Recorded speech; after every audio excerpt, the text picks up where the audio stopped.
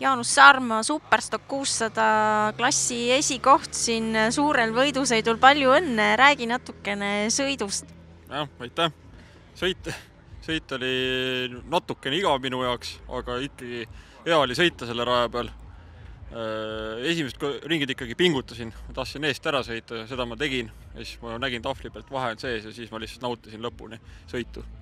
Et väga äge oli, väga äge üritus, väga äge, et toetatakse seda üritust ja nüüd saab seda melu edasi nautida.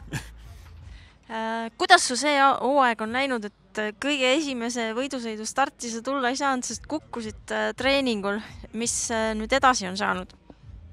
Jah, et see õlavigastus ikkagi segas, et praegu on nagu niisugune 80% saan endast anda rajal, et saaks veel paremini isegi. Et kevadel olid treeninguajad olid paremad kui praegu võidusõidus uue rehviga, et olen võimeline paremaks. Ja. Et ma loodan, et tuleb veel ikkagi Leedust ja Lätist veel võidusõitida Soomest, et saaks seda konkurentsi veel ägedamaks. Viimasele etapile, eks? Ma loodan, et viimasele nad tulevad kindlasti, aga loodan ka, et rohkem soomlasi näete. Et jube äge oli, et Kirsi Ainulainen tuli, et tegi siin ka sõidu. Et kahjuks ta ei suutnud ka oma parimat näidata, et ma tean, et ta on paremaks võimeline, et oleme üsna samas tempos peaks olema. Eks tal ka olnud kukkumisi ja asju see hooaeg.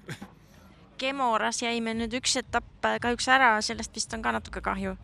No sellest on äärmiselt kahju, ma olen ikka iga aasta vähemalt ühe korra Soomes käinud ja see aasta on nüüd käimata jäänud ja järgmine aasta teen selle kuhjaga tasa, tahan teha kõik etapid kaasa Soomes eesmärk. Aga eelmisel nädalavahetusel olid sa Leedus Nemunringil, kuidas seal läks?